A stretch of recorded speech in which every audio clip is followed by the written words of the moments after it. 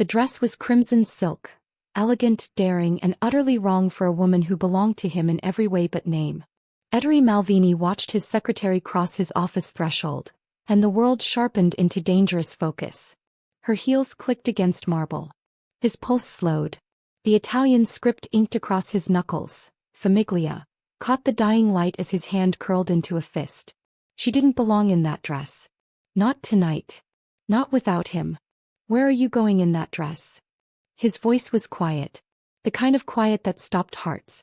If you enjoy dark romance stories like this, please like, share, and subscribe. Beatrice Valdieri had worked for Don Ettore Malvini for 2 years, 3 months and 16 days. She knew the exact count because survival in his world required precision. She also knew she'd made a mistake the moment his eyes found her. The office was silent except for the city breathing below, Rome at twilight, golden and merciless. Ettore stood behind his desk, perfectly still in tailored black. The tattoo along his collarbone peeked above his open collar, Italian words she'd never been close enough to read. His expression gave nothing away. But his stillness told her everything. I asked you a question, Beatrice. She lifted her chin. Professional. Composed. The way he'd trained her to be. Dinner, sir. With a friend. A friend. He repeated the words like they were foreign. Like they offended him. Ettore moved around the desk with the unhurried grace of a predator. The tattoo on his wrist, a saint's name in elegant script, shifted beneath his watch as he loosened his cuffs. He stopped 3 feet away. Close enough to crowd her. Far enough to prove he didn't need to touch her to own the room. That dress cost more than your monthly salary. It was a gift. The admission slipped out before she could stop it. Something flickered in his dark eyes. Not anger. Worse. Possession. From your friend. Beatrice's heart hammered. She'd worn the dress to prove something, to herself maybe. That she wasn't his. That she had a life beyond these marble walls and leather-bound files and the suffocating weight of his attention. But standing here watching the way his gaze traced the neckline, the fitted waist, the slit that revealed too much leg, she realized she'd proven nothing at all. Yes. One word. It detonated between them. Ettore had built an empire on control. He controlled territories, politicians, enemies, allies. He controlled his own rage the way other men controlled dogs. With discipline, with purpose, with the knowledge that releasing it would destroy everything in its path. But Beatrice in that dress, preparing to meet another man, shattered 2 years of carefully maintained distance. He'd hired her because she was intelligent, discreet, and utterly unimpressed by his reputation. She took notes during meetings where men confessed their sins. She organized his schedule with ruthless efficiency. She never flinched when blood appeared on his cuffs. He was perfect. And she was his. Not in the way his soldiers were his. Not in the way his businesses, his properties, his legacy were his. She was his in the way air was his. Unchosen. Undeniable. He'd known it the first time she'd looked him in the eye and corrected his grammar in a letter to the mayor. He'd accepted it the night he'd found himself memorizing the exact shade of her lipstick. He'd surrendered to it 3 months ago when he'd killed a man for touching her shoulder too familiarly at a charity gala. She didn't know about that last part. She didn't know about any of it. Take it off. Beatrice blinked. Excuse me. Ettore's voice remained perfectly level. The dress. Take it off and leave it on my desk. Heat flooded her face. Not embarrassment. Fury. I'm not your possession, Mr. Malvini. No. He stepped closer. The tattoo on his neck, a small cross, caught the lamplight. You're my secretary. And my secretary doesn't accept expensive gifts from men whose intentions are written all over their faces. You don't know anything about him. I know everything about him. Ettore's smile was cold, beautiful, and absolutely terrifying. Marco Ferretti. 32. Investment banker. Divorced. Lives in Perioli. Drives a Maserati he can't afford. Takes women to Pierluigi on first dates because he thinks it makes him interesting. The blood drained from Beatrice's face. He's been circling you for 3 weeks, Ettore continued softly. Flowers to your apartment. Messages during work hours. That dress delivered this morning with a note I didn't bother reading because I already knew what it said. His hand lifted, slowly, giving her time to retreat. He didn't. His fingers brushed the silk at her shoulder. The touch was feather-light. It burned. "He thinks you're available," Ettore murmured. "He thinks you're his to pursue. His to impress. His to win." "I am available." "No." His thumb traced her collarbone. The world narrowed to that single point of contact. "You haven't been available since the day you walked into my world and decided to stay." Beatrice should have left. She should have slapped his hand away, resigned on the spot, and walked out of Ettore Malvini's life before his obsession consumed hers. But she'd spent 2 years watching him command rooms with a glance. 2 years learning the difference between his public mask and the man who emerged in quiet moments. The one who read poetry in the original Latin, who'd endowed an entire children's hospital anonymously, who'd once spent an hour on the phone talking a young soldier's widow through her grief. She'd told herself it was professional admiration. She'd lied. "Let me go," she whispered. "No. This isn't, you can't." "I can." His hand fell away, but he didn't step back. "Cancel your dinner, Beatrice." "No." The word shocked them both. Ettore's expression didn't change, but something dangerous flickered in his eyes. The tattoo on his forearm, she could just see the edge of it beneath his rolled sleeve, seemed darker in the fading light. "You're refusing me. I'm living my life. Not in that dress. Not with him." Beatrice's hands shook. She clenched them into fists. "You don't own me." "I know." The admission was so quiet she almost missed it. "But he doesn't deserve you. And that dress." His gaze raked over her again, slow and thorough and absolutely devastating. "That dress is a promise you're not ready to make." "How would you know what I'm ready for?" "Because I've spent 2 years watching you." The words were raw, unguarded. "I know you take your coffee black with 1 sugar.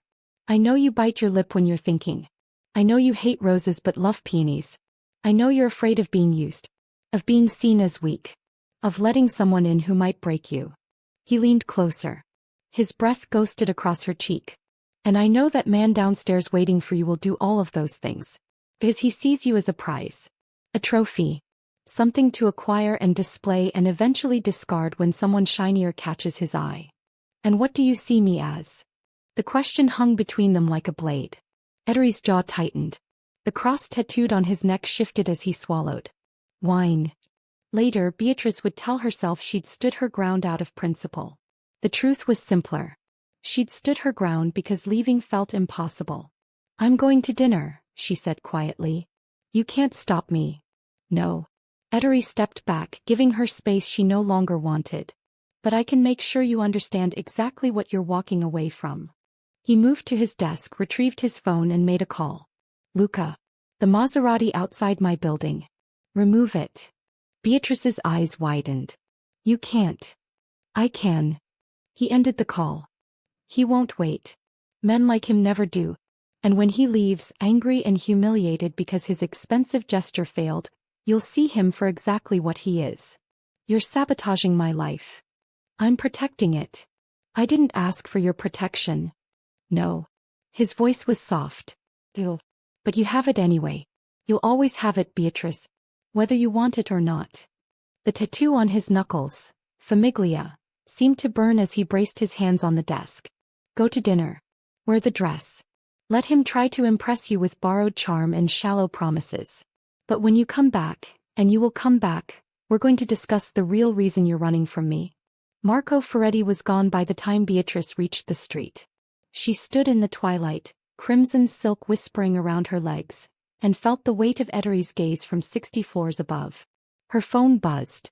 Something came up. "Rain check." She deleted the message. Then she turned and looked up at the building that housed Ettore's empire.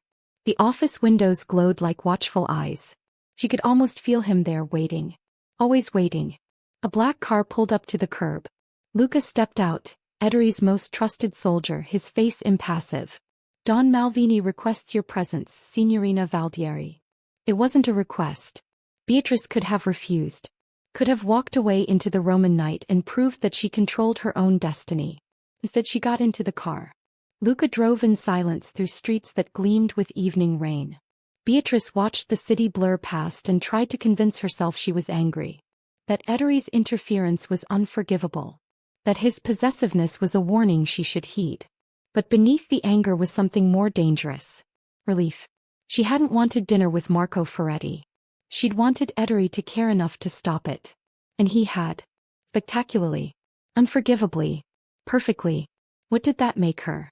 The car stopped outside a building she didn't recognize. Old stone, elegant. Residential. Where are we? Luca opened her door. Don Malvini's private residence, Signorina. Her heart stuttered. I thought we were going back to the office. Not tonight.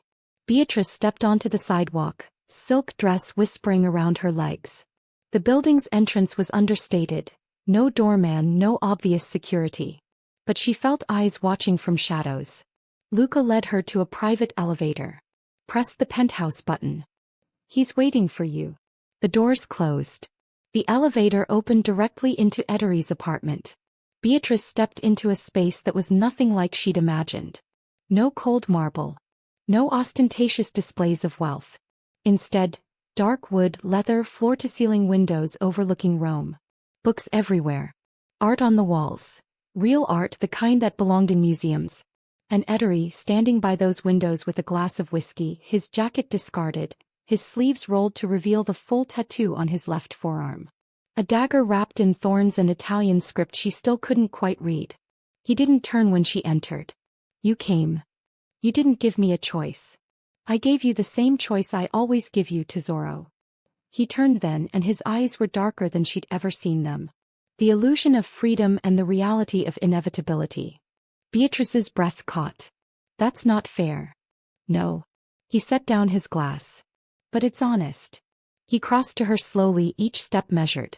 The tattoo on his collarbone, Amore Eterno, was fully visible now, his collar open, his tie discarded. I brought you here because I'm tired of pretending, he said quietly. Tired of the office.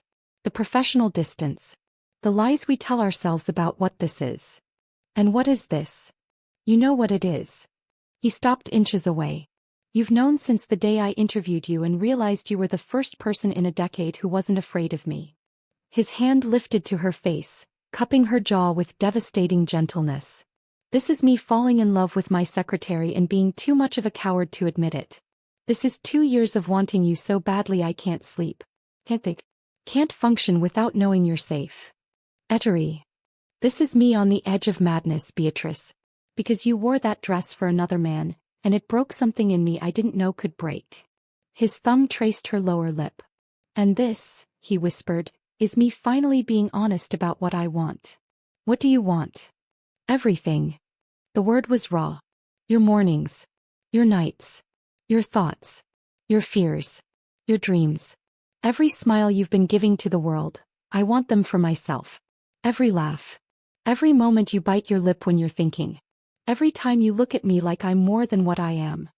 He leaned closer, his forehead nearly touching hers. I want you, Beatrice Valdieri. Not as my secretary. Not as my employee. As mine. Completely. Irrevocably. Forever. The confession hung between them like a prayer.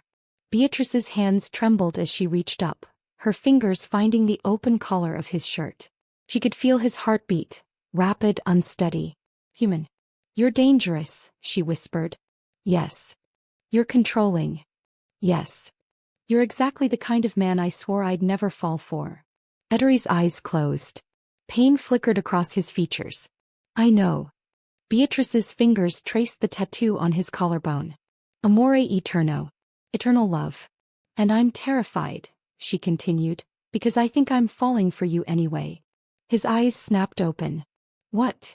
I think I've been falling since the day you fired your previous secretary for being incompetent and then personally called every employment agency in Rome to make sure she found a better position. Since the night you stayed with that dying soldier because you'd promised his mother you'd bring him home. Since the first time you looked at me like I mattered. Her voice broke. I'm terrified because I know what this is. What you are. And I'm choosing it anyway. Choosing you. Even though it might destroy me. Ettore made a sound low in his throat. Devastation and relief and need all tangled together. And then he kissed her. It was nothing like Beatrice had imagined. She'd expected possession. Dominance. The kind of kiss that claimed and conquered. Instead, Ettore kissed her like she was precious. Sacred. Like he was terrified she might disappear if he held too tight. His hands framed her face with a gentleness that shattered her. His lips moved against hers with restrained hunger, tasting, savoring, worshipping. When he finally pulled back, they were both breathing hard. Mio cor, he whispered against her lips. My heart. Beatrice's fingers curled into his shirt. I'm still wearing the dress. I know. His hand slid to her waist carefully. Do you want to take it off? The question was loaded with meaning. She could feel the tension in him, the barely leashed desire, the control he was maintaining through sheer will.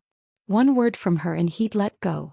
One word and they'd cross a line there was no coming back from. Not yet, she whispered. Ettore nodded, pressing his forehead to hers. Tell me what you need. This. Just this. Her hands flattened against his chest, feeling his heart race. I need to know this is real. That it's not just obsession or possession or some twisted power dynamic. It's all of those things. His honesty was brutal. But it's also real. It's also love. It's also me choosing you every day for the rest of my life if you'll let me. He pulled back just enough to meet her eyes. I won't lie to you, Tesoro. What I feel is obsessive. Probably unhealthy by normal standards. But it's also devoted. Proactive. Absolute. The tattoo on his wrist caught the light as he took her hand, pressing her palm to his chest. This heart beats for you. This life is yours. Everything I am, everything I have, it's yours if you want it. And if I don't? Pain flashed across his features. Then I'll let you go. And I'll spend the rest of my life making sure you're safe and happy, even if it's not with me. Beatrice believed him. And that terrified her more than anything else. They stood like that for a long time, wrapped in each other, the city glittering below. Finally, Ettore spoke. Stay tonight. Ettore. Not like that. He pulled back, his expression soft. Stay because I want to wake up knowing you're safe. Stay because I want to make you breakfast. Stay because I've been alone in this apartment for 5 years and I'm tired of it. His thumb brushed her cheekbone. Stay because I'm asking. Not commanding. Not manipulating. Just asking. Beatrice looked into his eyes and saw the truth there. The vulnerability. The need. Okay, she whispered. The relief in his expression was devastating. Ettore gave her one of his shirts to sleep in. Soft cotton that smelled like him, like cedar and rain and something distinctly Italian. She stood in his bathroom, staring at her reflection. The crimson dress hung on the back of the door, a reminder of how this night had started. How much had changed in just a few hours. When she emerged, Ettore was in the bedroom, setting out blankets on the chaise lounge by the window. What are you doing? Making my bed for the night. Beatrice blinked. We're not. Sharing a bed? He straightened and his smile was gentle. Not tonight, Tesoro. Not until you're ready. Not until there's no doubt in your mind that this is what you want. He crossed to her, pressing a kiss to her forehead. The bed is yours. I'll be right here if you need anything. Beatrice's throat tightened. Every expectation she'd had about this night, about him, was being systematically destroyed. Ettore Malvini, she said softly. Feared Mafia boss. Sleeping on a chaise lounge. For you. His knuckles brushed her cheek, tattoo stark in the lamplight. I'd sleep on broken glass. Beatrice woke at 3 a.m. to the sound of Ettore on the phone. His voice was low, deadly. The tone he used when someone had made a fatal mistake. I don't care if he's untouchable. I don't care if he has connections. He touched what's mine and that has consequences. Silence. Find him. Quietly. And make sure he understands that Beatrice Valdieri is not a pawn in whatever game he's playing. Another pause. No. No violence. Not yet. Just make sure he knows I'm watching. He ended the call and found Beatrice sitting up in bed watching him. The tattoo on his collarbone was dark in the moonlight. Who was that? She asked quietly. Ettore was silent for a long moment. Then, someone who needs to learn boundaries. Marco. No. His jaw tightened. Someone more dangerous. He crossed to the bed, sitting on the edge. I'm sorry I woke you. Who's after me, Ettore? No one you need to worry about. That's not an answer. He reached out, tucking a strand of hair behind her ear. It's the only one I can give you right now. But I promise I will keep you safe. No matter what it costs. Beatrice caught his hand. I need honesty. If we're doing this, if this is real, I need to know what I'm walking into. Ettere's eyes held hers for a long moment. Then he nodded. There's a man. Alessandro Donati. Politician. Ambitious. Dangerous. The words were measured. He's been trying to undermine my influence for months. And now he's targeting you. Why? Because he's smart enough to see what you are to me. Ettere's fingers laced through hers. My greatest strength. My only weakness. The truth settled between them, heavy and undeniable. What does he want? Power. Control. My downfall. Ettere's smile was cold. He won't get any of them. How can you be sure? Because I've spent 15 years building an empire that can't be toppled by ambitious politicians. His free hand cupped her face. And because I've spent 2 years falling in love with a woman worth protecting. He leaned in, pressing his forehead to hers. I won't let him hurt you, Tesoro. I won't let anyone hurt you. You have my word. Beatrice wanted to argue. Wanted to insist she could protect herself. But looking into his eyes, seeing the absolute certainty there, she realized something. This was who he was. Protective to the point of obsession. Devoted to the point of destruction. And she was choosing it anyway. 3 weeks later. The gala was a glittering monument to excess. Rome's elite draped in diamonds and ambition, champagne flowing like water, orchestra music drifting through marble halls. Beatrice moved through the crowd in elegant black, her role clear. Don Malvini's secretary, present but invisible, handling logistics while he conducted business disguised as pleasure. Except she wasn't invisible anymore. Not since that night in the crimson dress. Not since she'd woken in Ettere's bed with his shirt on and his promises still echoing in her mind. Everything had changed. And everyone could see it. The way Ettere's hand lingered at the small of her back when he introduced her. The way his eyes tracked her across the room. The way his smile, rare, devastating, was reserved entirely for her. Rome's elite noticed everything. And they were noticing this. She found herself alone on the terrace, stealing a moment of quiet from the crush of bodies and political maneuvering. Ettore appeared beside her without warning, the way he always did. The tattoo on his collarbone was just visible above his bow tie, elegant Italian script that made her heart ache every time she saw it. Amore eterno. You're avoiding the party, he said quietly. I needed air. Or you needed distance from the vultures circling. Beatrice smiled despite herself. They're your guests. They're parasites. His hand found hers in the shadows between them. Necessary. Useful. But parasites nonetheless. His thumb traced her knuckles. A gesture that had become familiar over the past 3 weeks. Comforting. Dance with me, he said softly. Beatrice turned to him. Here. No. Where no one can see us and I don't have to pretend you're just my secretary. The music drifted through the open doors. A waltz, slow and haunting. Ettore pulled her into his arms with practiced grace. One hand at her waist, the other cradling her fingers. The tattoo on his wrist pressed against her palm. They moved together in the moonlight, surrounded by Rome and secrets and the weight of everything unspoken. I want to tell them, Ettore murmured against her hair. Tell them what? That you're mine. That this is real. That anyone who looks at you the way Donati's been looking at you tonight will answer to me. Beatrice's heart stuttered. You've seen him. He's been watching you for an hour. Ettore's voice was calm. Deadly. Waiting for an opening. Waiting for me to be distracted. What does he want? To prove I'm weak. To prove that loving you makes me vulnerable. His arms tightened around her. He's wrong. Is he? Ettore pulled back just enough to meet her eyes. The moonlight caught the cross tattooed on his neck, stark and beautiful. Loving you doesn't make me weak, Tesoro. Makes me dangerous. Because now I have something worth burning the world for. The words should have frightened her. Instead they felt like a vow. Alessandro Donati made his move an hour later. He found Beatrice near the champagne fountain, her professional mask firmly in place. Beatrice Valdieri, he said smoothly, voice warm and practiced. I've been hoping to meet you properly. She offered a polite smile, instincts screaming danger. I'm afraid you have me at a disadvantage, Mr. Donati. Alessandro Donati. He extended his hand, holding hers a fraction too long when she accepted. I've heard excellent things about your work with Don Malvini. Efficient, discreet, invaluable. You're kind to say so. Not kind. Observant. His smile was charming, calculated. I'm always looking for exceptional talent. If you ever tire of working for Ettore, I'd be very interested in discussing opportunities. Beatrice extracted her hand carefully. That's generous, but I'm quite content where I am. Are you? His eyes gleamed with something sharp.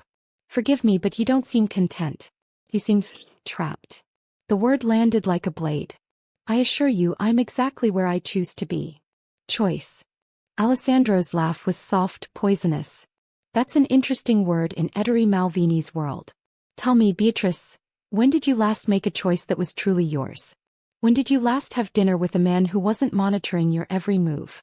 When did you last wear a dress without wondering if it would provoke his jealousy? The blood drained from her face. How did he know about the dress? I see everything, Cara, Alessandro murmured, stepping closer. Including the way Ettore looks at you when he thinks no one's watching. Like you're his most precious possession. His greatest weakness. I'm neither. No. His voice dropped, intimate. Threatening. Then prove it. Have dinner with me. Tomorrow night. Let me show you what life looks like outside his shadow. Ettore appeared before she could answer. He didn't announce himself.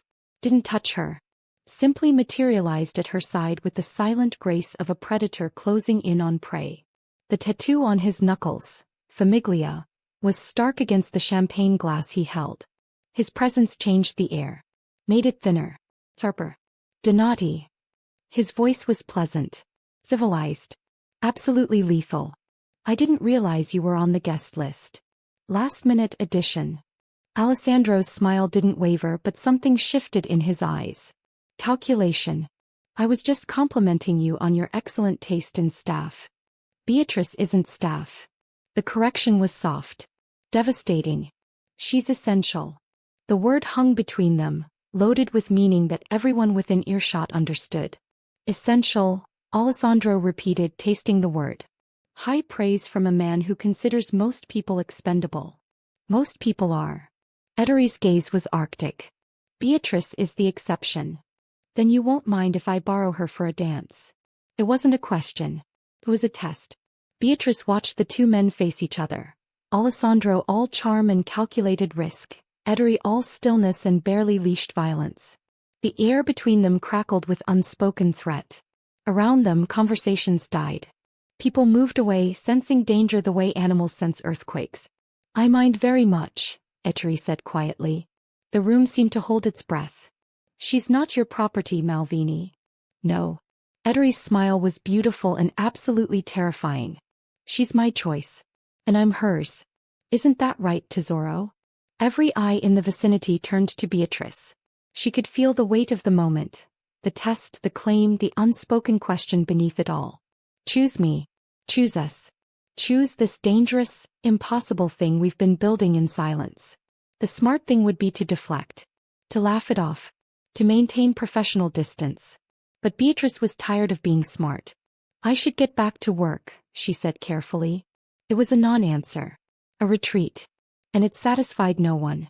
Ettore found her on the terrace 20 minutes later, his jaw tight with controlled fury. Rome sprawled below them, ancient, glittering, indifferent to the small dramas of humans. You're angry. His voice came from behind her. I'm tired, Beatrice said quietly, not turning. Of me. Of this. She turned to face him then, and something in her expression made him go still. Of being claimed in public. Of being used as a chess piece in whatever game you're playing with him. Of feeling like I don't have a choice in my own life. You always have a choice. Do I? Her laugh was bitter. You've made sure I can't go on a date without interference. You send me flowers like you're courting me, but you won't actually court me. You look at me like I'm yours, but you won't say it where it matters. You claim me in front of your enemies, but not in front of yourself. The accusations hit like bullets. Each one true. Each one devastating. Ettore was silent for a long moment. The cross tattooed on his neck shifted as he breathed, visible in the terrace lights. You're right, he said finally. Beatrice blinked. What? You're right. I've been a coward. He moved closer, and for the first time since she'd known him, he looked uncertain. Vulnerable. Human. I've told myself I was protecting you, keeping you safe from my world, giving you space to choose freely. The tattoo on his wrist caught the moonlight as he ran a hand through his hair, the first uncontrolled gesture she'd ever seen from him. But the truth is simpler. I'm afraid. Of what? Of this. He gestured between them, helpless. Of wanting you so much it makes me weak. Of knowing that if something happened to you I'd burn the world down and damn the consequences. Of being the kind of man who loves so obsessively it destroys everything it touches. His voice dropped to a whisper, raw and broken. My father loved my mother like that. Killed them both. I swore I'd never. He stopped. Jaw clenched. The tattoo on his collarbone, Amore Eterno, seemed to burn in the lamplight. Eternal love. A curse as much as a blessing. But then you walked into my office with your sharp mind and sharper tongue, he continued, words tumbling out like a confession. And you didn't fear me. You corrected me. You challenged me. You saw the man underneath the monster and you stayed anyway. He closed the distance between them, stopping just short of touching. So yes, Tesoro. I'm a coward. I'm afraid of what I feel for you. I'm afraid of what it means. I'm afraid that the moment I claim you openly, I paint a target on your back that I might not be able to protect you from. His hands lifted, framing her face without quite making contact. But I'm more afraid of watching you walk away thinking you don't matter. That you're not everything. Beatrice's breath caught. Ettore. I'm in love with you. The words fell between them like stones into still water. Rippling. Irrevocable. I've been in love with you since you reorganized my entire filing system without asking and then lectured me on efficiency. I've been in love with you since you smiled at that frightened child in the hospital and made her laugh. I've been in love with you since the first time you said my name like I was human. His palms finally settled against her cheeks, cradling her face like she was something precious. So if you want to have dinner with Alessandro Donati, I won't stop you. If you want to date investment bankers who give you silk dresses, I'll endure it. If you want to leave my world entirely, I'll let you go. The tattoo on his knuckles, Famiglia, pressed against her skin. Family. Blood. Everything. But know this, Beatrice Valdieri. You're not a possession. You're not a weakness. You're the only thing in this world I've ever wanted more than power. The only thing I'd sacrifice everything to keep safe. The only thing I'd die for without hesitation. He leaned closer, his forehead nearly touching hers. You're my heart. And I'm yours. Whether you want me or not. Beatrice kissed him. It was inevitable, really. Like gravity. Like breathing. Like the sun rising over Rome. She reached up, fisted her hands in his jacket, and pulled him down until their lips met in a collision of need and relief and 2 years of restraint finally shattering. The world caught fire. Ettore made a sound low in his throat. Surprise, surrender, devastation. His arms came around her, careful even in passion, and he kissed her back like a man drowning and finding air. It was perfect. Terrifying. Absolutely right. Around them the city glittered. Inside the gala, Rome's elite schemed and plotted and played their games. And on this terrace, 2 people who'd been dancing around gravity finally surrendered to it. When they finally broke apart, both breathing hard, Ettore's forehead rested against hers. Mio cuor, he whispered. My heart. I'm still angry with you, Beatrice said breathlessly. I know. And this doesn't fix everything. I know. And if you ever sabotage my life again, I'll spend the rest of my days making it up to you. His thumb traced her jaw, reverent. I promise. She believed him. God help her, she believed him. His lips found hers again, softer this time. A question instead of a claim. And she answered it. The next morning, Beatrice woke to peonies on her bedside table and a note in Ettore's precise handwriting. Breakfast meeting at 8. Or something that won't distract me. Everything distracts me. She smiled despite herself, fingers tracing the elegant script. Then she saw the second note underneath and the smile faded. Donati is dangerous. Stay close to me today. I mean it. At the office, tension hummed beneath the surface like a current waiting to strike. Ettore was in meetings all morning, the kind where his soldiers stood outside with weapons barely concealed, where raised voices filtered through soundproof doors, where men emerged looking pale and shaken. Beatrice fielded calls, managed schedules, and tried to ignore the way her heart raced every time the door opened.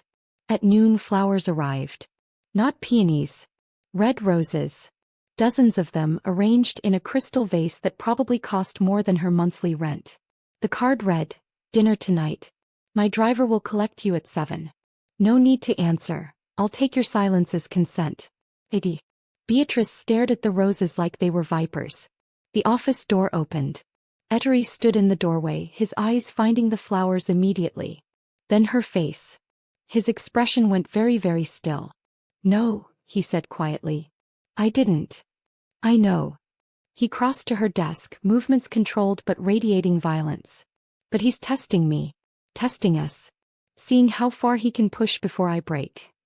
His hand covered hers on the desk, the tattoo on his knuckles stark against her skin. "What does he want?" "The same thing every man in my position fears." Ettore's voice was soft. "Ew.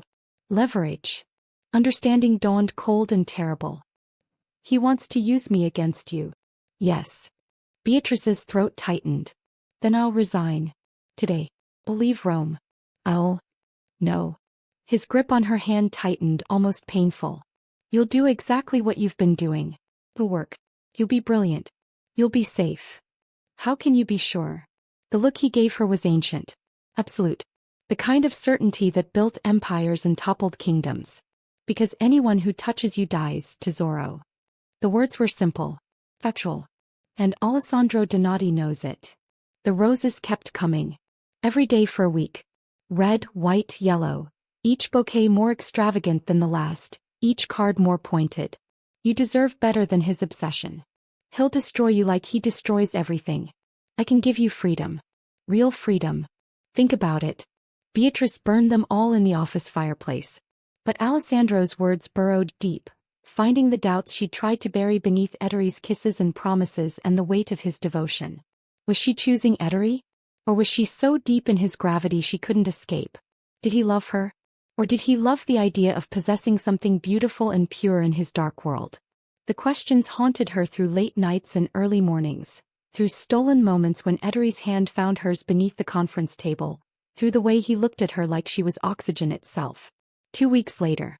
The restaurant was elegant. Discreet. The kind of place where Rome's powerful made deals over wine and truffle pasta. Beatrice sat across from Alessandro Donati and wondered how she'd gotten here. Why? She knew exactly how. Curiosity. Fear. The desperate need to prove she was still making her own choices. The need to know if the doubts whispering in her mind had any foundation in truth. "I'm glad you agreed to meet," Alessandro said, pouring wine she had no intention of drinking. "I was beginning to think Ettore had you locked in that office." "I'm my own person." "Are you?" His smile was kind. Understanding. Poisonous. "Then why did you look over your shoulder twice before getting in my car? Why are your hands shaking? Why do you look like a woman walking to her own execution?" Beatrice's fingers tightened on her napkin. This was a mistake. Was it? Alessandro leaned forward, voice dropping to something intimate. Conspiratorial.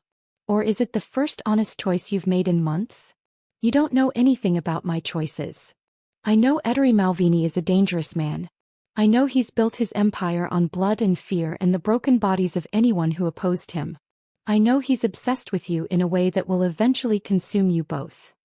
His hand reached across the table, covering hers. Beatrice fought the urge to pull away. "I also know you're brilliant, kind, and utterly wasted playing secretary to a monster," Alessandro continued softly. "I'm offering you an exit, Beatrice. A real one. Work for me. Let me help you disappear if that's what you need. Let me give you back your life." Why? The question was simple. The answer she suspected would be anything but. Alessandro's smile turned sad. "Because I hate waste. Because Rome deserves better than Ettore Malvini's version of love.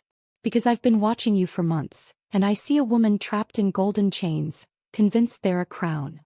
He squeezed her hand gently. "And because someone should offer you a choice that doesn't come with blood on it." Ettore was waiting when she got home. He sat in her living room like he owned it, which she realized with a start he probably did. The building. The street. Half the neighborhood. The tattoo on his neck was stark in the lamplight, the small cross dark against his skin. He looked up when she entered and his eyes were devastated. "Luca told me where you went." His voice was empty. Hollow. So I'll ask you once, Tesoro. Are you leaving me? Beatrice's throat tightened with tears she refused to shed. I don't know. That's not an answer. It's the only one I have. She sank into the chair opposite him, exhausted. I needed to know if I could. If you'd let me. If I'm here because I want to be or because I'm too afraid to leave. And the word was barely audible. He offered me everything you won't. Freedom. Safety. A life outside your shadow.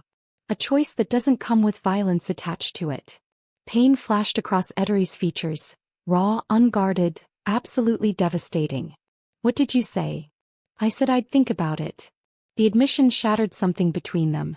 Ettore stood slowly like a man moving through water. The tattoo on his knuckles, famiglia, seemed to burn as he moved to the window, putting distance between them like it was the only thing keeping him from breaking completely. I won't force you to stay, he said quietly, his back to her. I can't. It would destroy everything we are. Everything I want us to be. He turned to face her, and Beatrice saw tears in his eyes for the first time. But know this, Beatrice, if you leave I won't follow. I won't send flowers or letters or pleas. I'll let you go the way you deserve, cleanly, completely, with no strings attached. His voice cracked. And then I'll spend the rest of my life making sure you're safe. That you're happy. That you have everything you need, even if it's not me. He crossed to her then, this powerful, dangerous man who commanded empires, and he knelt before her chair. Knelt. The tattoos on his wrists, his knuckles, his arms, all visible in the lamplight. All symbols of the violent world he came from. All surrendered at her feet. But if you stay, he whispered, taking her hands in his, Tesoro, if you choose this, choose us, choose me, I promise you'll never doubt it again. I'll court you properly. I'll give you space and freedom in every choice. I'll prove every single day that you're not my possession, you're my partner. My equal. My heart. His lips brushed her knuckles, reverent.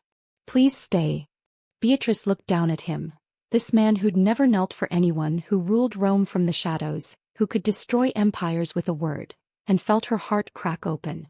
I'm terrified, she whispered. So am I. What if this destroys us? Then we'll burn together. His eyes held hers, dark and certain. But at least we'll burn as one. What will Beatrice choose? Will she accept Alessandro's offer of freedom and safety?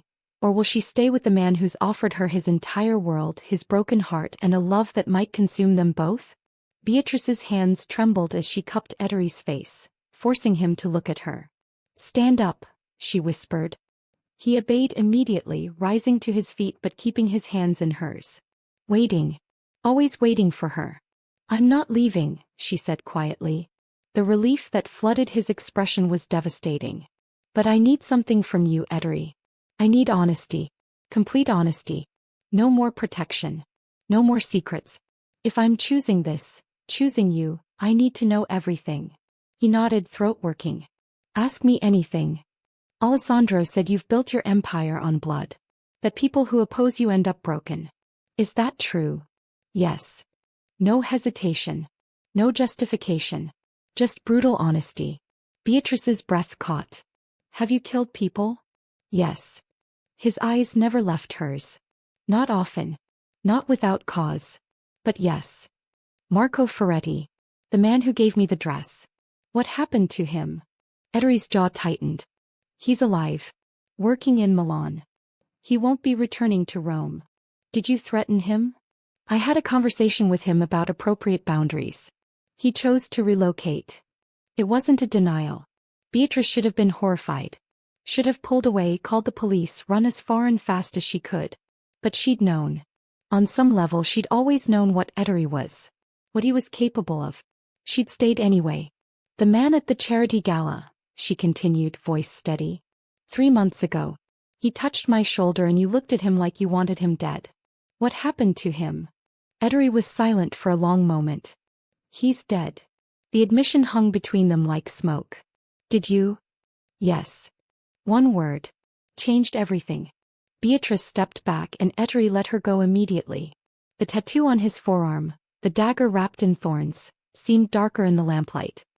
He touched you, Ettore said quietly. And then he followed you to your car. He put his hand on your door.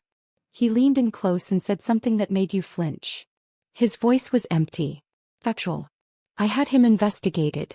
He had 3 assault charges that were buried. Money and connections keeping him safe. Keeping him hunting. The cross on his neck shifted as he swallowed. So I removed him from the world. Quietly. Permanently. And I'd do it again without hesitation. Beatrice pressed her hand to her mouth, trying to process. You killed a man because he touched me. I killed a predator because he was going to hurt you. And if I'd waited, if I'd hesitated, you might have been his next victim. That's not justice. That's devotion. The word was raw. That's what loving you means to Zorro. It means I can't stand by and watch threats circle you. It means I'll cross every line, break every rule, damn my own soul to keep you safe. He moved closer but didn't touch her. You wanted honesty. This is it. I'm not a good man. I'm not even a particularly moral one. I'm a killer and a criminal and exactly the kind of man your mother probably warned you about. The tattoo on his knuckles, Famiglia, caught the light as his hands clenched into fists. But I love you more than I've loved anything in my entire life. And if that means burning in hell for the things I've done to protect you, then I'll burn gladly. Beatrice should have run. Every rational part of her screamed to leave, to call Alessandro, to accept his offer of safety and normalcy and a life that didn't come with bodies in its wake. Instead, she closed the distance between them and kissed Ettore like the world was ending. He froze for half a heartbeat. Shock, disbelief, hope. Then his arms came around her and he kissed her back with the desperation of a man who thought he'd lost everything and found it again. I should be terrified of you, Beatrice whispered against his lips. You should be. I should hate you for what you've done. You should. But I don't. Her hands fisted in his shirt, holding him close. God help me, I don't. Ettore pulled back just enough to search her face. Why? Because he would have hurt me. And you stopped him. Because you've spent 2 years protecting me from threats I didn't even know existed. Because you knelt at my feet and offered me freedom even though it would destroy you. She pressed her forehead to his. Because I love you, Ettore Malvini. The good, the bad, the absolutely terrifying. All of it. All of you. The sound he made was broken. Beautiful. Say it again. I love you. Again. I love you. Her lips found his between words. I love you. I love you. Ettore lifted her off her feet, holding her close as he carried her to the couch. He sat with her in his lap, cradling her like she was something precious. I don't deserve you, he whispered into her hair. Probably not. His laugh was wet, surprised. Brutally honest as always. You demanded honesty. You get it in return. Beatrice pulled back to look at him. His eyes were red-rimmed, his expression more vulnerable than she'd ever seen it. But here's the truth, Ettore. I don't want a good man. I don't want safe or normal or the kind of love that comes with safety nets and escape routes. I want you.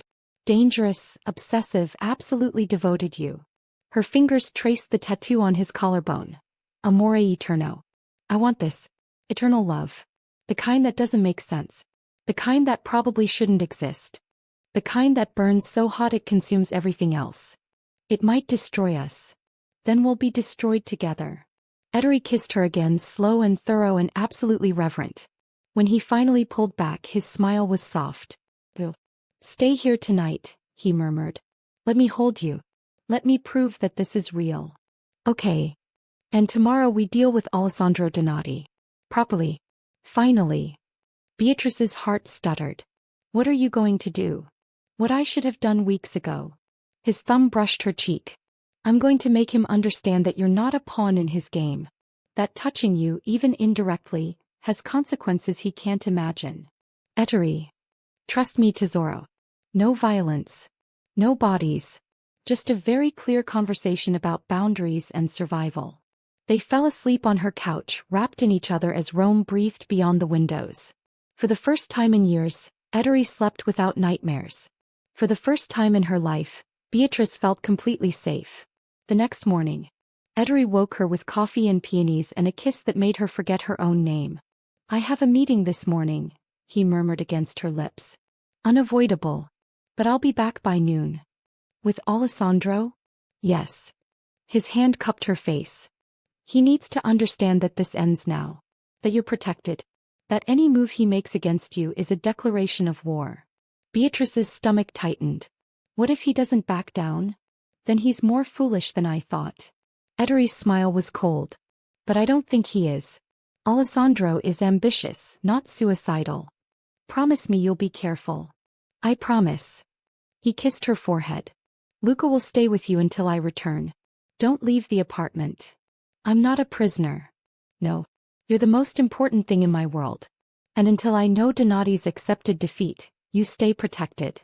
It should have felt like control. Instead it felt like love. Luca arrived 20 minutes after Ettore left. He was a mountain of a man, 6'5", built like a tank, with scars that told stories Beatrice didn't want to hear. But his eyes were kind when he looked at her. Don Malvini has instructed me to keep you safe, Signorina. I'm perfectly fine here. With respect, Signorina, you're not. He moved to the window checking sightlines. Alessandro Donati is desperate. Desperate men make mistakes. And those mistakes often involve innocent people getting hurt.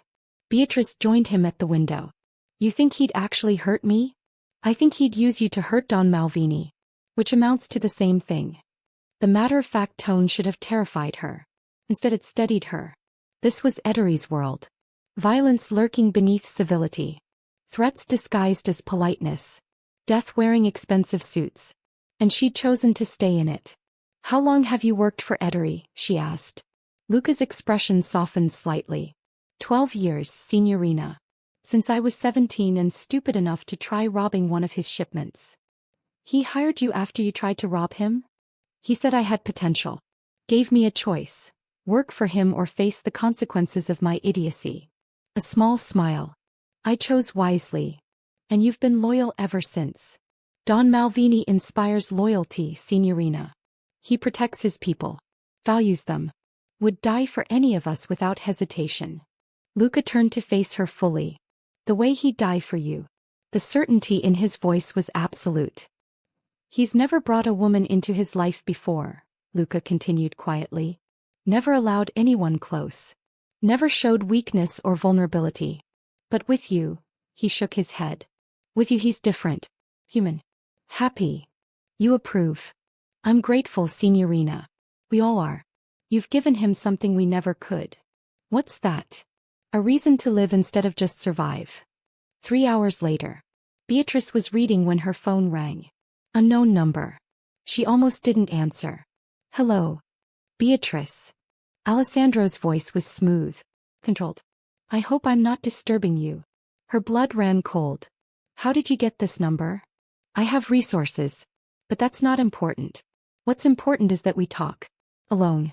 Before Ettore does something we'll both regret. Luca was across the room in an instant, tension radiating from him. Beatrice put the phone on speaker. We have nothing to discuss, Alessandro. Don't we? I'm meeting with Ettore in an hour. And I need you to understand something before that happens. What? That I'm not your enemy. That everything I've done, the flowers, the dinner invitation, the job offer, was genuine. I saw a woman trapped by a dangerous man's obsession and I wanted to help. His voice softened. But I see now that you love him. That this isn't Stockholm Syndrome or fear or manipulation. It's real. And I respect that. Beatrice's grip on the phone tightened. Then why are you calling? To warn you. Ettore is planning to destroy me. I have sources in his organization. He's compiling evidence of my indiscretions. He plans to end my political career, ruin my reputation, make sure I never threaten him again. You threatened me first. I never threatened you. I offered you freedom. By trying to use me against him. By circling like a predator. By making me feel unsafe in my own life. Silence on the other end. Then, you're right. I crossed lines I shouldn't have. And I'm sorry. But please, Beatrice, talk to Ettore. Tell him I'm backing off. That I'll leave Rome, leave politics, disappear entirely if that's what he needs. Why should I help you? Because I'm not the monster he is. Because I've never killed anyone. Because I'm just a man who made mistakes and I don't want to die for them. The fear in his voice was genuine. Luca was already texting Ettore. I'll think about it, Beatrice said quietly. Thank you. And Beatrice? I meant what I said. You deserve better than a life lived in fear. But if Ettore Malvini is what you want, if he makes you happy, then I hope you have everything you're looking for. He hung up. Beatrice stared at the phone, her hands shaking. Luca's phone buzzed. He read the message and looked up. Don Malvini is on his way back. He says to stay put. Ettore arrived 30 minutes later, his expression thunderous. He swept into the apartment, went straight to Beatrice and pulled her into his arms. Did he threaten you? His voice was deadly quiet. No. He apologized. Ettore pulled back, searching her face. What? He called to apologize. To ask me to convince you not to destroy him. He sounded scared. Good. He should be. Ettore, what are you planning? He was silent for a moment, jaw tight. Then he led her to the couch and sat beside her, the tattoo on his wrist visible as he took her hands. Alessandro Donati has been embezzling from city funds for 3 years. He's taken bribes from developers, accepted illegal campaign contributions, and used his position to silence whistleblowers. Beatrice's eyes widened. How do you know? I've known for months. I had him investigated the moment he showed interest in you. And you were going to what? Expose him? Yes. Ettore's voice was flat. I was going to send evidence to every newspaper in Italy. Destroy his career. Make sure he spent the next decade in prison. He met her eyes. Do you want me to? The question hung between them. Beatrice thought about Alessandro's fear. His apology. His desperate plea for mercy. She thought about the man Ettore had killed for touching her. The threats he'd neutralized. The violence he was capable of. And she thought about the choice he was giving her now. What do you want to do? She asked quietly. I want to eliminate every threat to you. Every single one. I want to make sure no one ever looks at you as leverage again. By destroying him. By making an example of him. Beatrice was quiet for a long moment. Then, what if there was another way? Ettore's eyes narrowed. What are you thinking? Let him go. Let him leave Rome, leave politics, disappear like he offered. But make sure he knows that if he ever comes back, if he ever speaks your name or mine again, the evidence goes public. That's mercy, tesoro. I don't deal in mercy. No. It's strategy. She squeezed his hands. If you destroy him, you make an enemy of everyone who supported him. Every politician, every developer, every person who benefits from his corruption. They'll come after you. After us. She leaned closer. But if you let him disappear quietly, he's just another failed politician. No martyrdom. No revenge. Just gone. Ettore studied her face for a long moment. Then he smiled, slow, proud, absolutely devastating. You're brilliant. I know. And you're thinking like a Malvini. I'm thinking like your wife. Eventually. The word hung between them, deliberate and perfect. Ettore's hand came up to cup her face. You're sure about this? About mercy? I'm sure about us. And I don't want our future built on unnecessary enemies. He kissed her then, slow and deep and full of promise. Then we'll do it your way, he murmured against her lips. Donati leaves. Quietly. Permanently. And if he ever resurfaces, we destroy him. Deal. 1 week later. Alessandro Donati left Rome on a Thursday morning. No press conference. No scandal. Just a quiet resignation citing personal reasons and health concerns.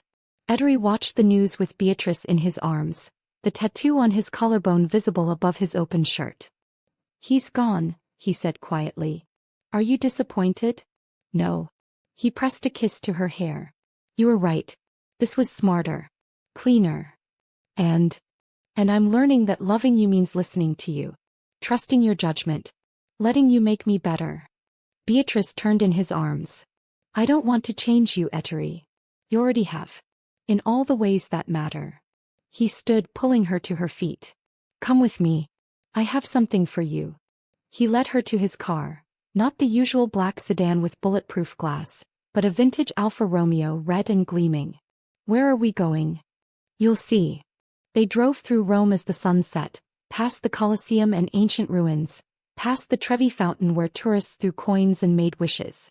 Ettore parked outside a small jewelry store in Trastevere. What are we doing here? Beatrice asked. Getting you a ring. Her breath caught. Ettore.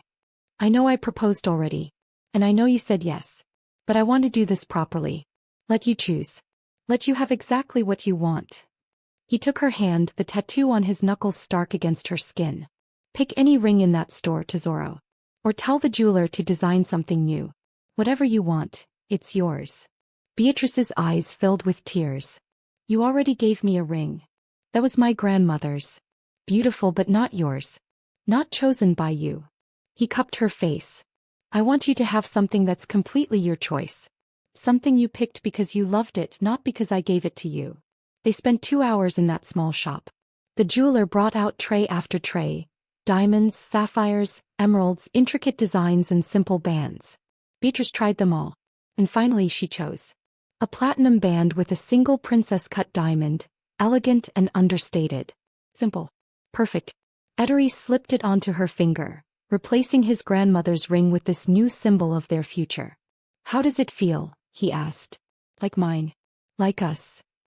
He kissed her in that small shop with the jeweler pretending not to watch, and Beatrice felt the last of her doubts dissolve. This was right. This was home. This was forever. 3 weeks later.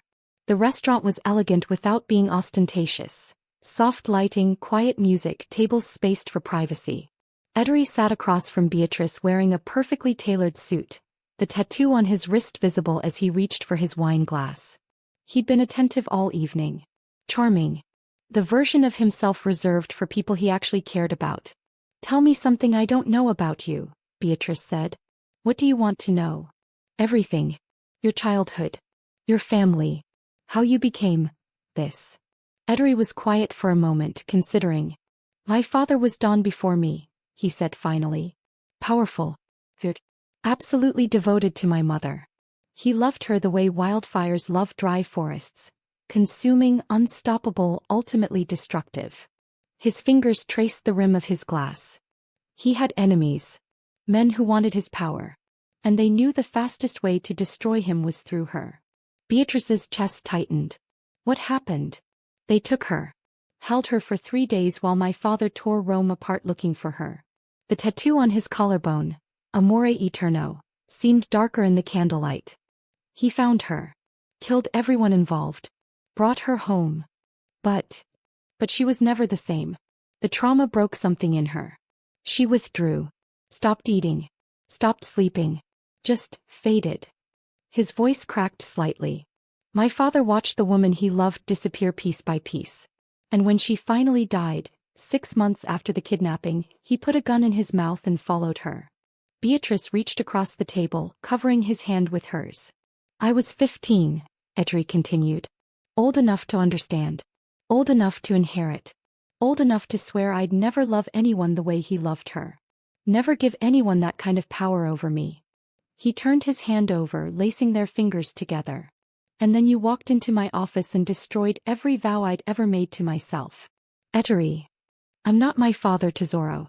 I won't let what happened to them happen to us. I'm stronger. Smarter. More ruthless. His eyes met hers. But I need you to understand what loving you means. It means every enemy I have becomes your enemy. It means living with security and precautions and the knowledge that people might try to use you against me. I know. Do you? His grip tightened. Because it's not romantic, Beatrice. It's not the fairy tale version of love. It's complicated and dangerous and sometimes terrifying. I know, she repeated firmly. And I'm choosing it anyway. I'm choosing you anyway. Ettore brought her hand to his lips, pressing a kiss to her knuckles. Then let's get married. Beatrice's breath caught. What? Marry me. He said it like it was simple. Inevitable. Not someday. Not eventually. Before anything else can go wrong. Before anyone else can try to tear us apart. That's not a proposal, that's a command. You're right. He stood, moved around the table and knelt beside her chair.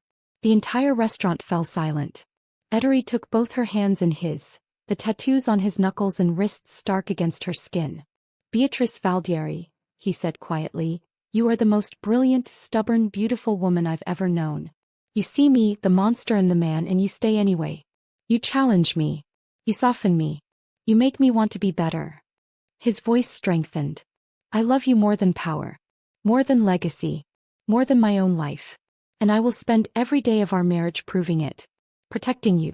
Cherishing you. Giving you everything you deserve. He gestured to the ring already on her finger. You already wear my ring. You already have my heart. All I'm asking is that you let me make it official. Let me call you my wife.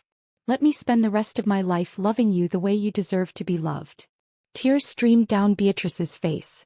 Every eye in the restaurant watched. And she didn't hesitate. Yes.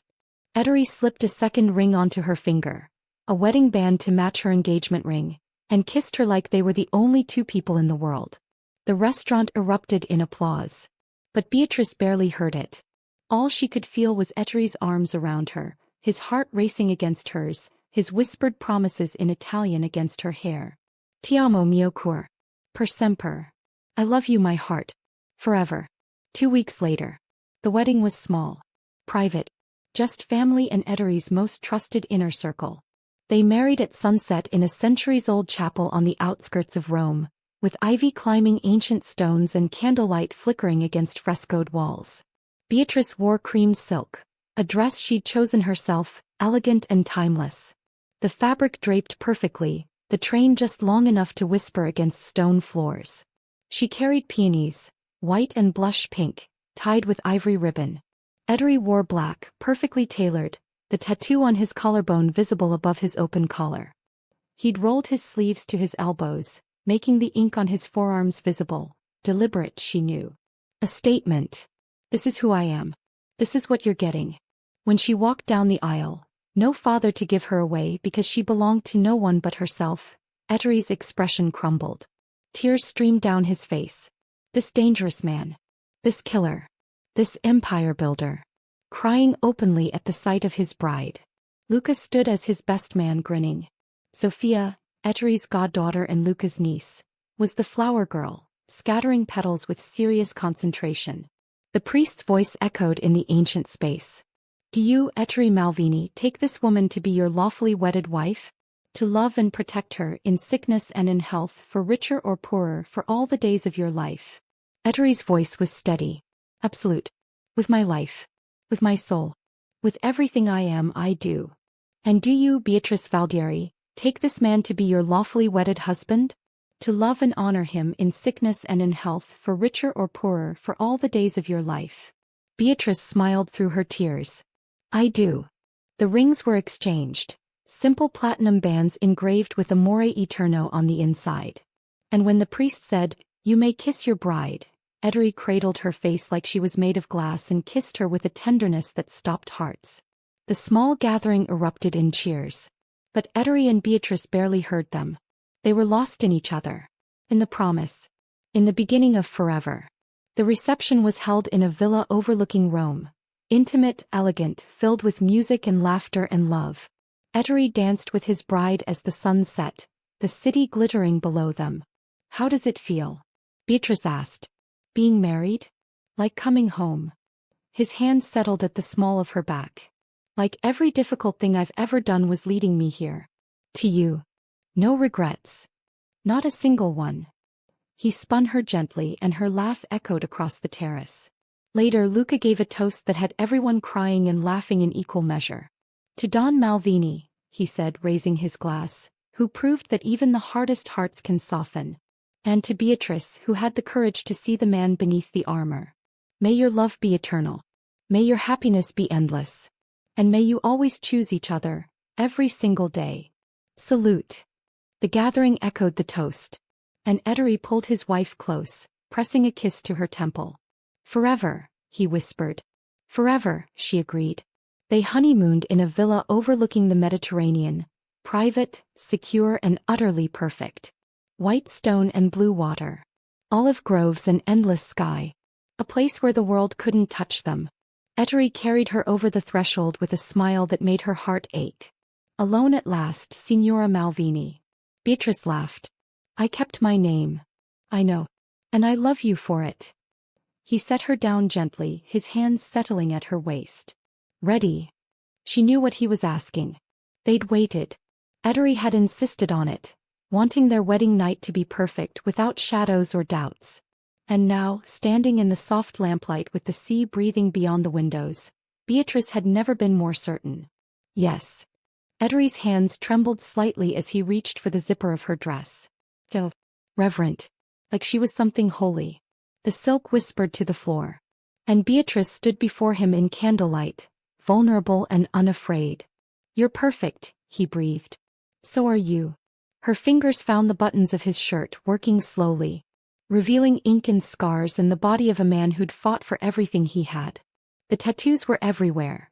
Famiglia on his knuckles, the saint's name on his wrist, the dagger wrapped in thorns on his forearm, Amore Eterno on his collarbone, the small cross on his neck. Each one a story.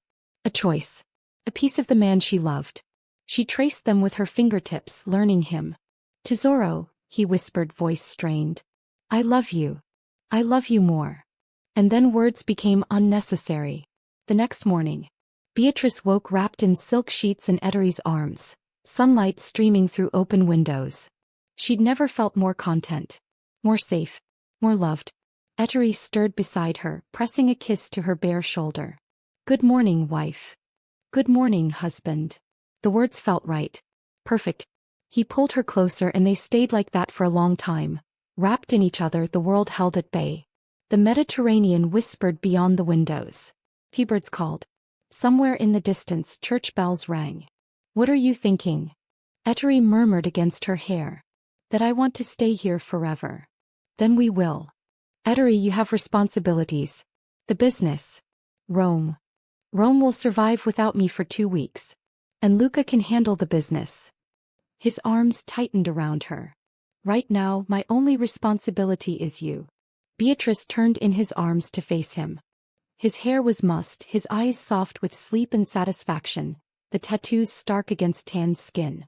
He'd never looked more human. More hers. "I have something to tell you," she said quietly. Ettore went still. "What?" "Before the wedding I went to the doctor. Just a routine checkup, nothing serious." His hand cupped her face. And everything is fine. Perfect actually. Except," she bit her lip, suddenly nervous. "I'm pregnant." The words hung between them. Ettore stared at her, unblinking, like he hadn't quite heard her. "What?" "I'm pregnant. 6 weeks. I wanted to wait until after the wedding to tell you. I didn't want to." He kissed her. Fierce and desperate and absolutely joyful. When he finally pulled back, tears streamed down his face. "We're having a baby? We're having a baby." The sound he made was pure devastation and elation tangled together. He slid down her body until his head rested against her still flat stomach, his arms wrapped around her waist. "Mio cor," he whispered against her skin. "My heart. Both of you." Beatrice's fingers threaded through his hair as her own tears fell. "Are you happy?" "Happy." He looked up at her, his expression raw. "I'm terrified. I'm overwhelmed. I'm more grateful than I have words for." He pressed a kiss to her stomach. "I'm going to be a father. Yes. I'm going to protect you both. Love you both. Give you everything. I know." He rose up to kiss her again, cradling her face like she was infinitely precious. "Thank you," he whispered. "Thank you for choosing me. For loving me. For giving me this. We're in this together. Forever. Forever." 6 months later. The nursery was painted soft yellow, filled with afternoon light and the promise of new life. Beatrice stood at the window, her hand resting on her swollen belly, watching Rome sprawl below. Behind her, Ettore wrapped his arms around her from behind, his hands covering hers over their child. "How are you feeling?" he murmured. "Fat. Uncomfortable. Ridiculously happy." His laugh rumbled through her. "You're beautiful. I'm enormous. You're perfect." He pressed a kiss to her neck, just above where his ring rested on a chain. She'd moved it there when her fingers swelled. "And in 3 months we'll have a daughter." They'd found out the week before. A girl. Healthy and strong and already loved beyond measure. "What if I'm not ready?" Beatrice whispered. "Then we'll figure it out together." Ettore turned her gently to face him. "The same way we figured out everything else." The tattoo on his collarbone, Amore Eterno, caught the light. Eternal love. No longer a curse. A promise kept. "I want to name her Sophia," Beatrice said. "After your mother." Ettore's expression crumbled. "You don't have to." "I want to. She deserves to be remembered. And our daughter deserves to know where she comes from." The love that built this family even when it was broken. He pulled her close, burying his face in her hair. When he spoke, his voice was thick with emotion. Thank you. For everything. For seeing the good in my family's story even when I couldn't. They stood like that for a long time, wrapped in each other and the future they were building. Beatrice felt the baby kick, strong, insistent, and Ettere's hand immediately went to where the movement was. She's strong, he said, wonder in his voice. Like her father. Like her mother. Another kick and they both laughed. I think she agrees, Beatrice said. Ettore knelt then, pressing his lips to her belly, the tattoos on his arms visible as he cradled her. Piccola Sofia, he whispered. We're so excited to meet you. Your mother is the strongest, most beautiful woman in the world. And I promise I'll spend every day protecting you both. Loving you both. Being the father you deserve. Beatrice's fingers threaded through his hair, her heart so full it hurt. This was what she'd chosen. This beautiful, complicated, absolutely perfect life. And she wouldn't change a single moment. 3 months later. Sofia Malvini was born at dawn on a Tuesday in April. She had her mother's eyes, dark and intelligent, and her father's determination, and she screamed her displeasure at the world with impressive volume. Ettore held his daughter for the first time with tears streaming down his face, the tattoos on his arms stark against her delicate blanket. His hands that had killed, that had built an empire, that had wielded power without mercy, trembled as they cradled this tiny, perfect life. She's perfect, he whispered, voice broken. Beatrice, exhausted and radiant, smiled from the hospital bed. She's ours. She's ours. He sat beside his wife, their daughter cradled between them, and felt something in his chest settle into place. This was what his father had died for. This was what his mother had been destroyed protecting. This fierce, terrible, beautiful love that made everything else meaningless. And unlike his parents, Ettore would make sure it had a different ending. He would protect them. Both of them. With everything he was. And he would make sure Sofia grew up knowing safety and love and a father who would move mountains for her. Look at her, Beatrice whispered. She has your nose. Poor thing. Stop. You have a perfect nose. I have a broken nose. From a fight when I was 19. It's perfect anyway. He kissed his wife's forehead, then his daughter's, overwhelmed with gratitude. Luca appeared in the doorway, grinning. Can I meet her? Come in, Ettore said. His most loyal soldier approached carefully, his expression soft as he looked at the baby. She's beautiful, Don Malvini. Thank you, Luca. What's her name? Sofia. Sofia Beatrice Malvini. Luca's eyes widened. After my mother. And after the woman who saved me. Beatrice squeezed his hand. And Ettore Malvini, feared Mafia boss turned devoted husband and father, felt tears stream down his face again. He'd never been happier in his entire life. 1 year later. The villa overlooked the sea, large enough for family and security but small enough to feel like home. Beatrice sat on the terrace with Sofia in her lap, watching the waves crash below. The baby giggled, reaching for sunlight with chubby hands.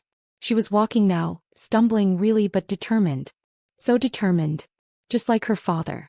Ettore emerged from the house with coffee and pastries, the tattoo on his forearm visible beneath rolled sleeves. Luca called, he said, settling beside them. The shipment cleared customs. No problems. Good. He'd been gradually transitioning out of the more dangerous aspects of his business. Going legitimate. Building something Sofia could inherit without shame. It was slow work. Complicated. Sometimes dangerous. But Beatrice had helped him see possibilities beyond violence and fear. I got an offer today, she said quietly. Ettore stiffened slightly. What kind of offer? Teaching position. University of Rome. Business ethics. She smiled at his expression. Ironic, I know. Do you want it? I think so. Part-time. Sofia comes first. But it might be good to do something that's mine again. To show her that women can be mothers and professionals. That we don't have to choose. Ettore was quiet for a moment, watching Sofia grab at his coffee cup with determined little hands. Then you should take it. Just like that. Just like that. He took her hand, the tattoo on his knuckles, Famiglia, pressing against her skin.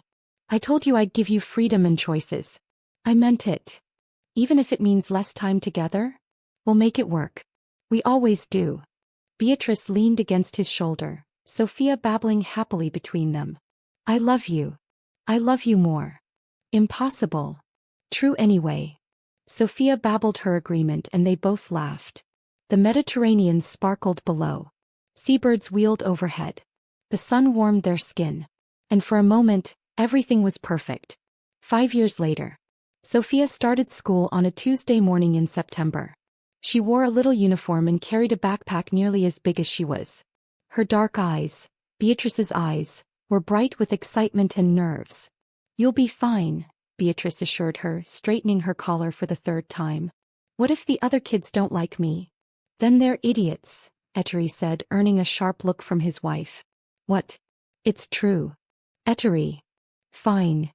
He knelt before his daughter, the tattoos on his arms visible beneath his suit jacket. Sophia, you're brilliant and kind and brave. Anyone who doesn't see that isn't worth your time. But Papa, what if they think I'm weird? Then you find the other weird kids and make them your friends. Sophia giggled despite her nervousness.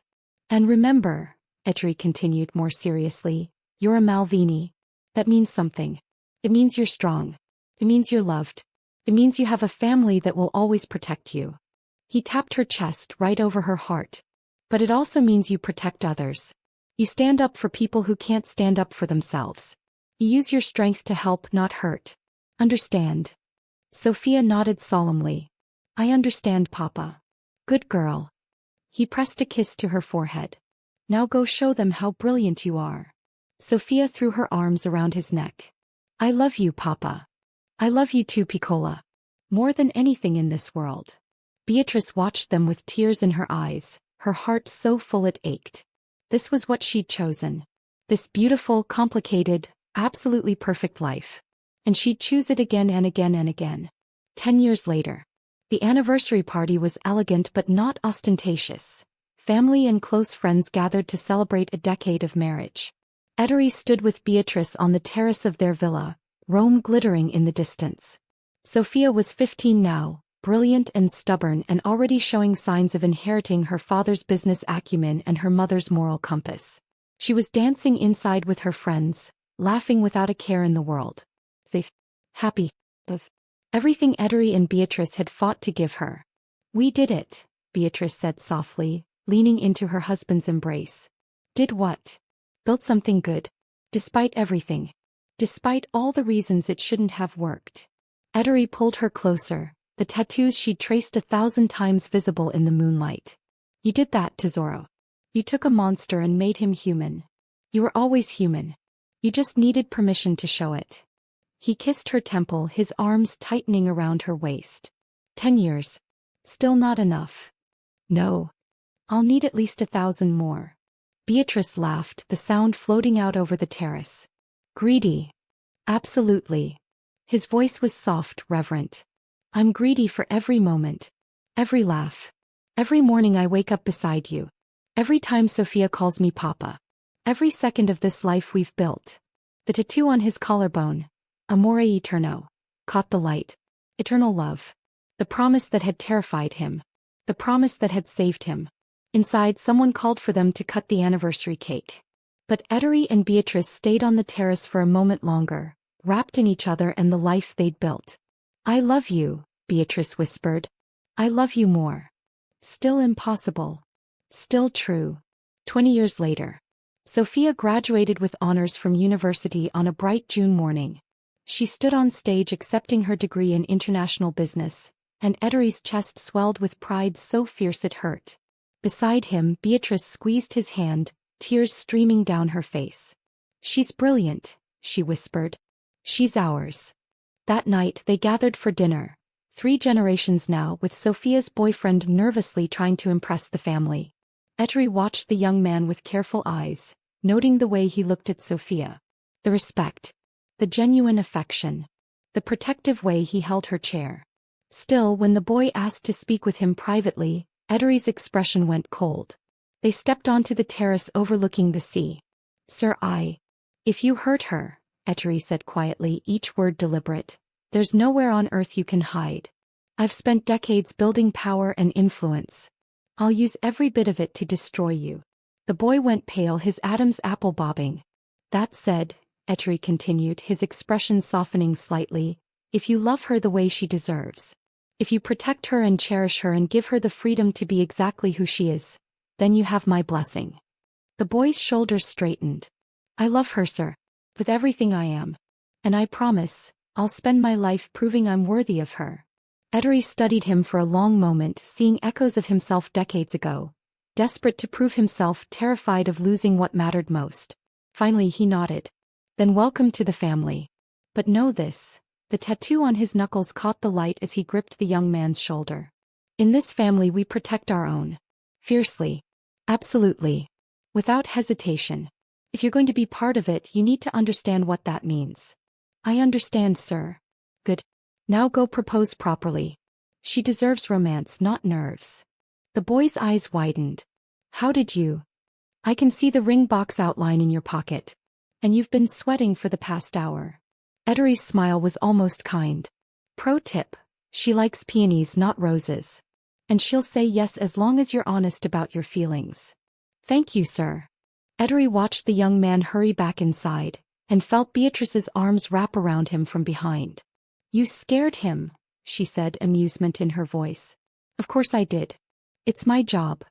She's a grown woman. She's my daughter. He turned in her arms. I'm allowed to be protective. You gave him your blessing. Because he loves her. I can see it. Ettore's hand cupped her face. The way I loved you. The way I still love you. 20 years, Beatrice murmured. Not enough. Never enough. They stood wrapped in each other as the sun set over the Mediterranean, and Beatrice thought about the journey that had brought them here. A crimson dress. A jealous question. A choice to stay. And everything that had followed. All the beautiful, terrifying, absolutely perfect moments. She wouldn't change a single one. 30 years later. The villa was filled with family. Sofia and her husband, their 3 children, Luca and his extended family, friends who'd become family over decades. Ettore sat in his favorite chair with his youngest grandchild in his lap, telling stories about old Rome, about building empires, about the woman who'd changed everything. The tattoos on his arms were faded now but still visible. Still symbols of the life he'd lived. The choices he'd made. The family he'd built. Beatrice watched from across the room, her heart full. They'd built something impossible. A love that survived violence and danger and all the reasons it shouldn't have worked. And it had been worth every difficult moment. Every sacrifice. Every choice. Sofia approached with champagne, her own children trailing behind her. A toast. To what? Ettore asked, settling the baby more comfortably. 30 years of marriage. 30 years of proving that love can transform anything. The room raised their glasses. Ettore stood carefully, passing the baby to Sofia and crossed to his wife.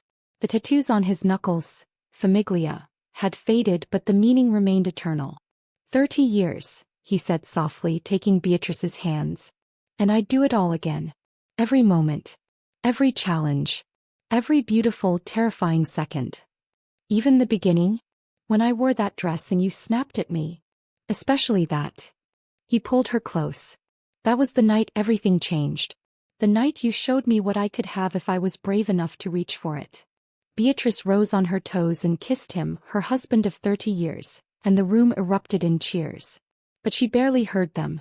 All she could feel was Ettore's arms around her, his heart beating against hers, the absolute certainty that this love, this life, this family, was exactly where she was meant to be.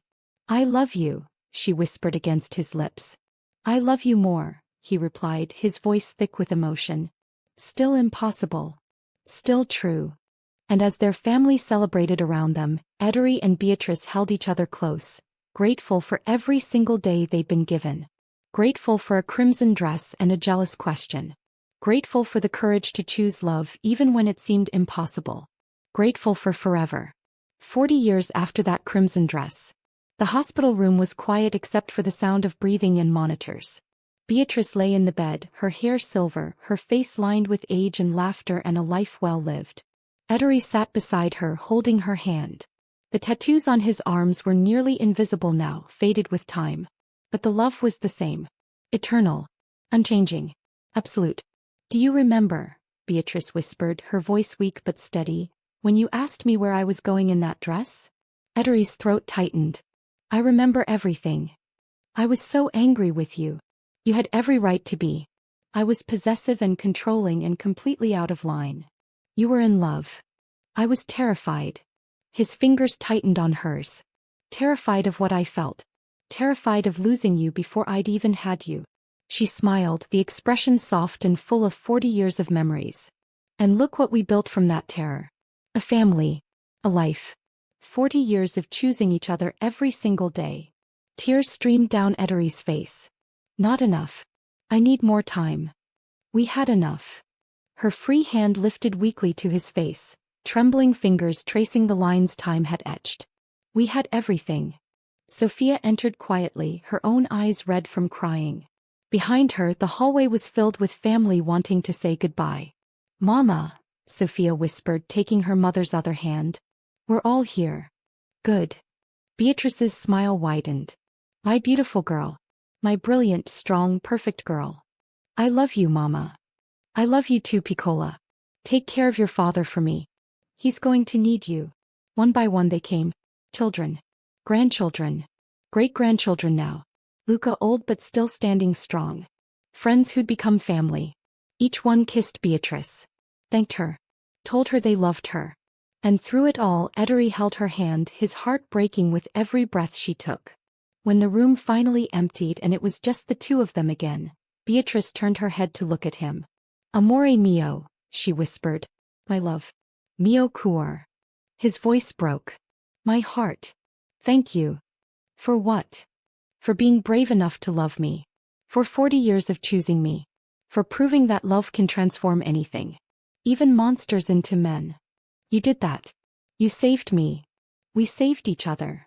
Her eyes drifted closed, then opened again with effort. I'm tired, Ettore. I know, Tesoro. I know. Will you hold me? One last time. He climbed carefully into the hospital bed beside her, gathering her into his arms the way he had thousands of times over 40 years. She settled against his chest, her ear over his heart. I love you, she whispered. I love you more. Still impossible. Still true. Her breathing slowed. Steadied. Think. And Ettore Malvini, who'd faced down death 100 times without fear, held his wife as she slipped away and felt his own heart shatter. Amore eterno, he whispered against her hair. Per semper. Eternal love. Forever. Her last breath was soft. Peaceful. Like falling asleep in the arms of the man she'd loved for 40 years. And Ettore held her long after she was gone, whispering promises and memories and love into the silence. Ettore lived 2 more years. He spent them surrounded by family, telling stories about Beatrice. About their love. About the life they'd built from a moment of jealousy and a choice to stay. He died in his sleep one Tuesday morning in April, the same day Sophia had been born all those years ago. His children found him peaceful. Smiling. And clutched in his hand was a faded photograph. A woman in a crimson dress, young and beautiful and absolutely radiant. The woman who'd changed everything. The woman who'd saved him. The woman who'd proved that love, real, fierce, eternal love, could transform even monsters into men. The end. In Rome they still tell stories about Don Ettore Malvini and his beloved wife. About a love so fierce it rewrote all the rules. About a mafia boss who knelt for only one woman. About a secretary who saw the man beneath the monster and stayed anyway. About a crimson dress and a jealous question that changed 2 lives forever. Where are you going in that dress? It was the beginning of everything. And the answer always was simple. To you. Always to you.